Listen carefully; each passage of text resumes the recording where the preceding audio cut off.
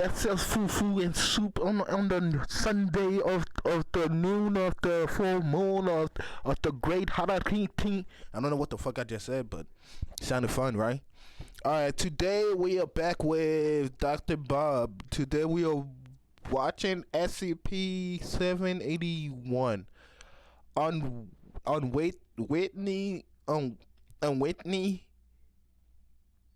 Dream Shaper. I don't know what that means, bro. They gotta give me something that I know what it means. But hey, this is what I wanted to check out, and this is what I'm checking now. Like, comment, subscribe to Dr. Bob. You already know. For more SCP, so I can keep going. And like, comment, subscribe to me. If you don't, I really don't care no more. But do what you gotta do. Me, I'm just doing this for fun. I love doing these. His bathroom, his back pushed against the door. Sweat dripped down his face.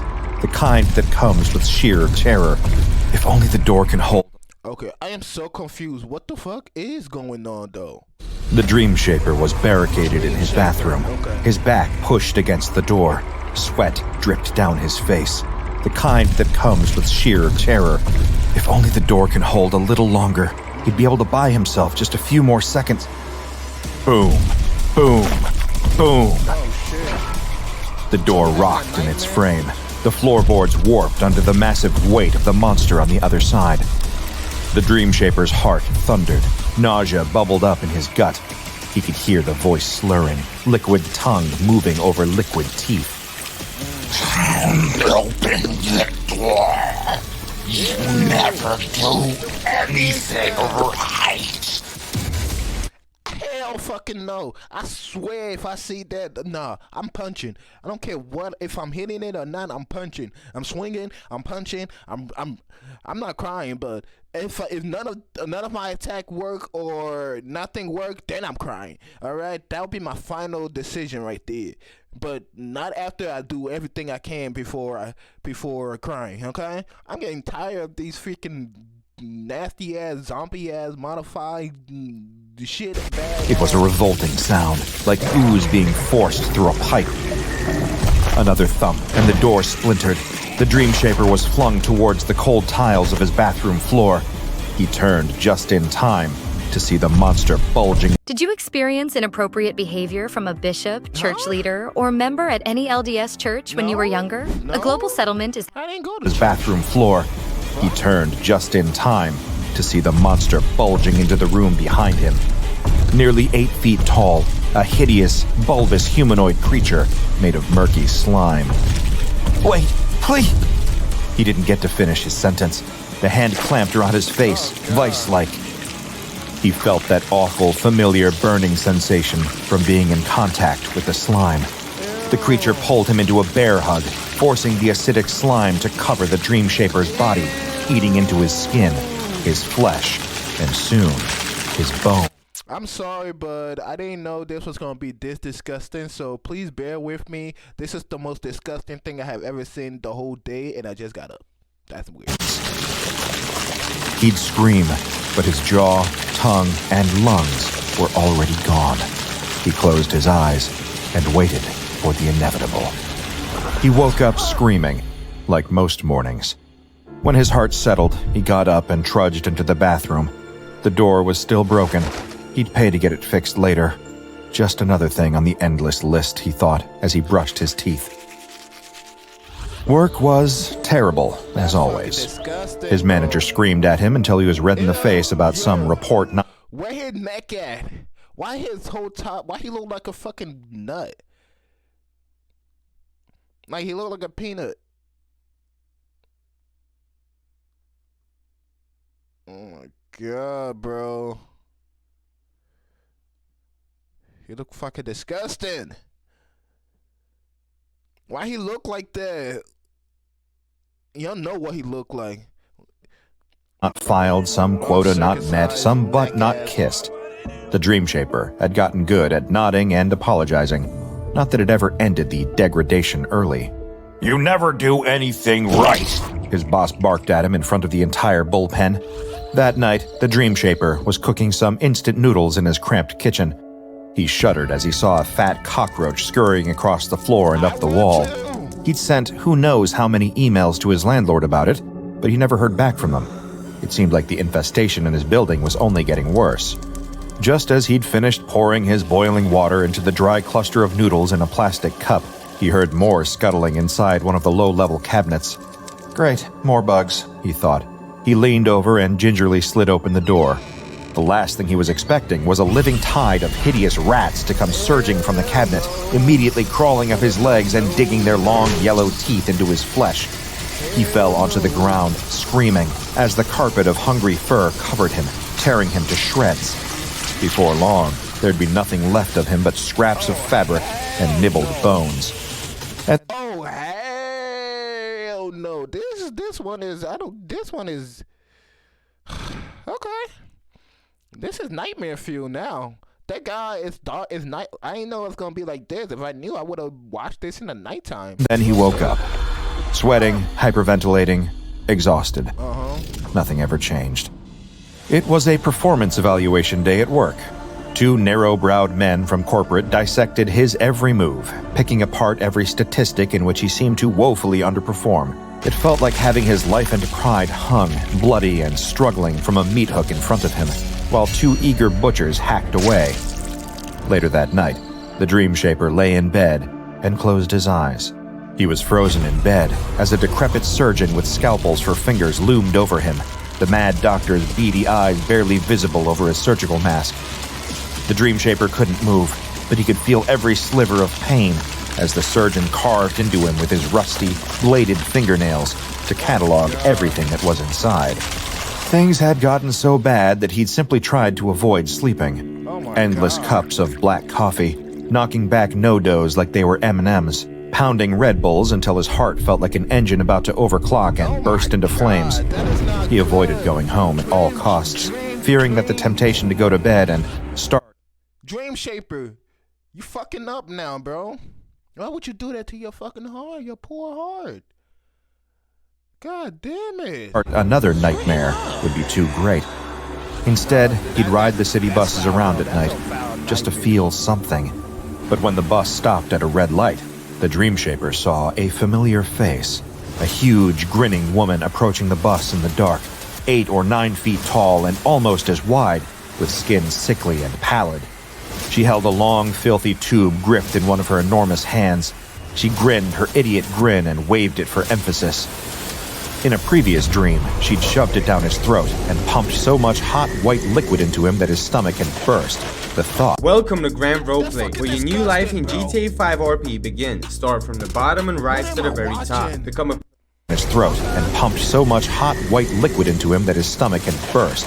The thought made him want to vomit. He ran to the driver and told him to floor it, but as he approached the bus's cab, the driver disappeared. The woman with the tube was outside the door now, forcing her fingers through the closed divider, trying to pry it open. The Dream Shaper screamed and woke up. A woman was sitting next to him, looking concerned. Oh, right, he recognized her. It was the nice lady from accounts at work. He'd always wanted to strike up a conversation with her, but he'd never plucked up the courage. He figured that everything that was going on in his life would make any kind of intimacy effectively impossible. But here, on the bus, in the warm glow of relief that the big woman had disappeared, they had a warm and... Boy, don't do it. She probably the reason why you're having nightmares. I don't trust those eyes, those lips, those hairs, those boobs. I don't trust them. Earnest conversation. One that almost made him forget what a living nightmare, literally, his life had become. By the end of the conversation, she surprised him by asking whether he'd like to go grab dinner sometime. Her treat. And... Alright, homie, I trust that. Go have some fun, because you've been having some... Maybe she will help you calm down your nightmare. Yeah, but... Perhaps despite himself, he said yes.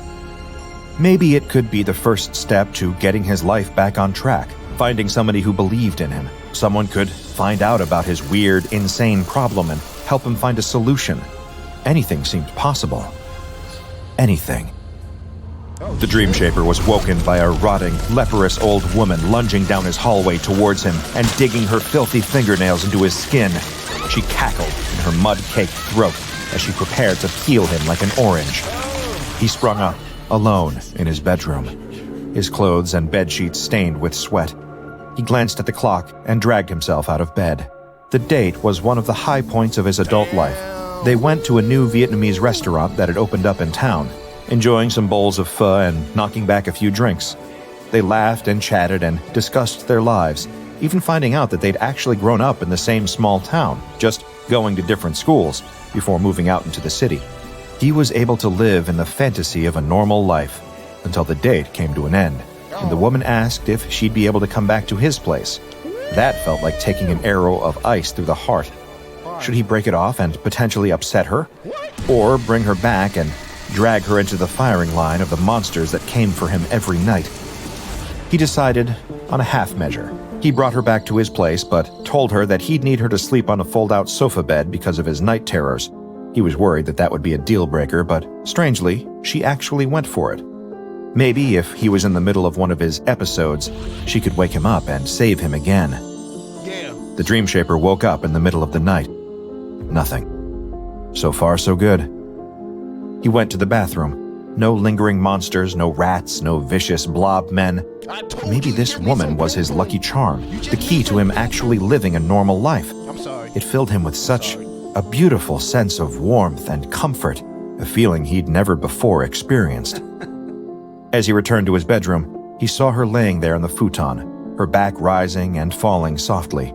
He felt the strongest urge to walk over there and lay a gentle hand on her shoulder, a tribute to his guardian angel. Don't tell me so he did. Nightmare.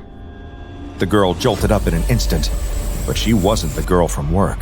Her eyes were wrong. Her fingertips slit into long, razor-edged claws, and the ruin that was once her mouth was full of broken, shard-like fangs. She lunged at him. All he could do was scream. The Dream Shaper lay on a gurney in an immaculate white room, a series of belts strapped over his legs and chest to keep him in place. His eyes shifted rapidly under his eyelids as he wandered through the depths of REM sleep. A skein of wires dangled from the suction cups attached to the Dream Shaper's scalp, siphoning off data. Here, he wasn't whatever name he went by on the outside. Here, he was SCP-781. Not 10 feet away, beyond a solid steel divider, a group of SCP Foundation guards with nightsticks and cattle prods were fighting for their lives. Their opponent, the very same monster that was lurking on the Dream Shaper's couch. It hissed and screeched, swiping with its deadly claws and gnashing with its broken glass teeth, blood flecking its tangled blonde hair. Wait, so everything he dreamed comes to life? Oh, hell no. Okay, this is getting interesting. Two of the guards were seriously injured in the effort to subdue it. A guard on the nearby mezzanine eventually managed to land a kill shot through the monster's skull.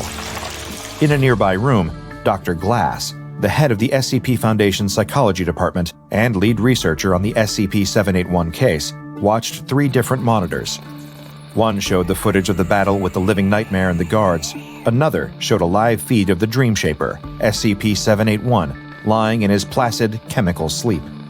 The third monitor showed a readout of the data being gathered from all the diagnostic machines attached to the sleeping anomaly.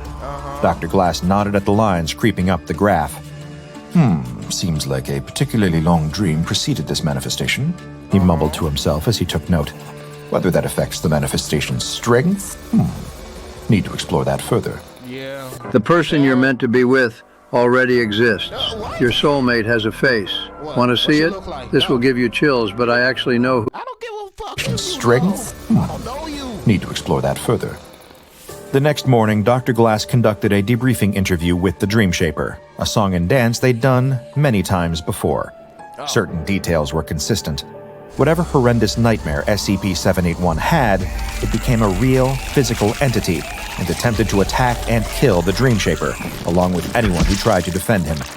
On occasions when the Foundation hadn't made a concerted effort to defend him, the nightmares had often succeeded, gruesomely taking his life, only for him to reappear unharmed 12 hours later to play out the whole sick charade again. And you're positive you can't remember any of the details of the dream, 781? Dr. Glass asked, Hell no. trying his best to maintain a calm and sympathetic posture. So those was real people, real dreams that nightmares, not dreams, nightmares that come to life and kill you every single night. But you get revived every 12 hours. You got me fucked up. No. So those are all real? Hell no. Hell no. Hell no. The Dream Shaper sighed and hung his head.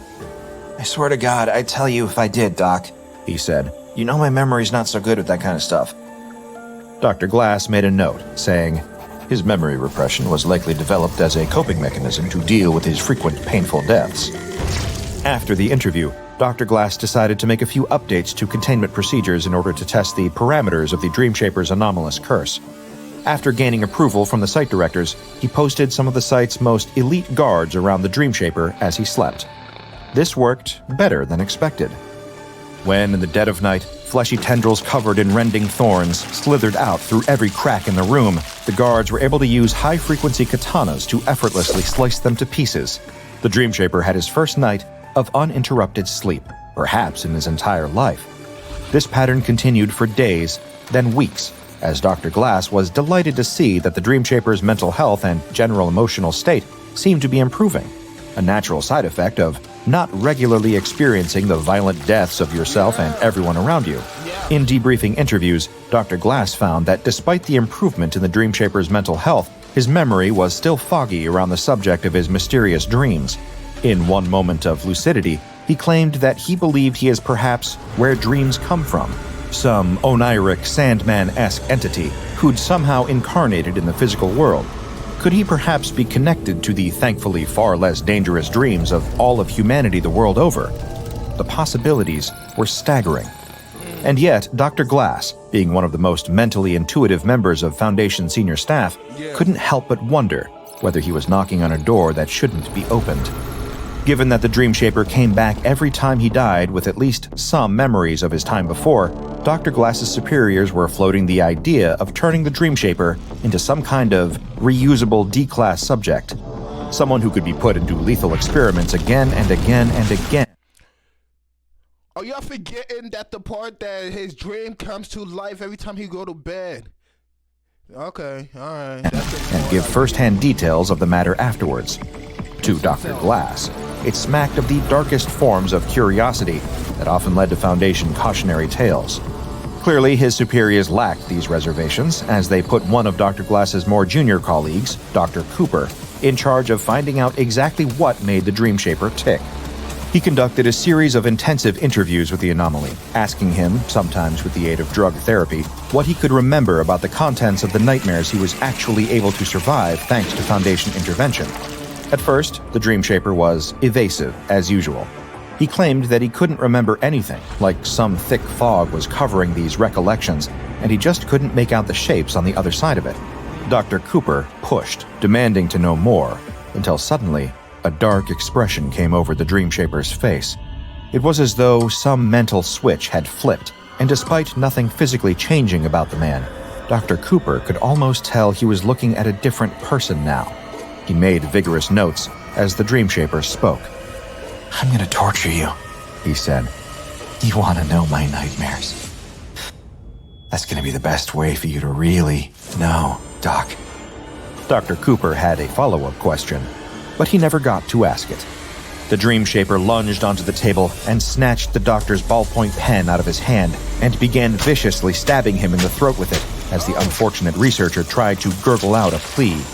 Guards were quick on the draw, raising their rifles and pumping the Dream Shaper full of lead. But it wasn't fast enough to save Dr. Cooper.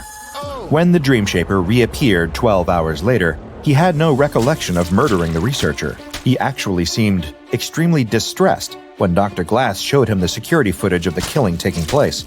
Since then, Dr. Glass has added an official note to the SCP-781 psychological evaluation file, reading, As this outburst is the first sign of anger or hostility SCP-781 has shown, it is perhaps prudent to refrain from questioning SCP-781 further about its nightmares.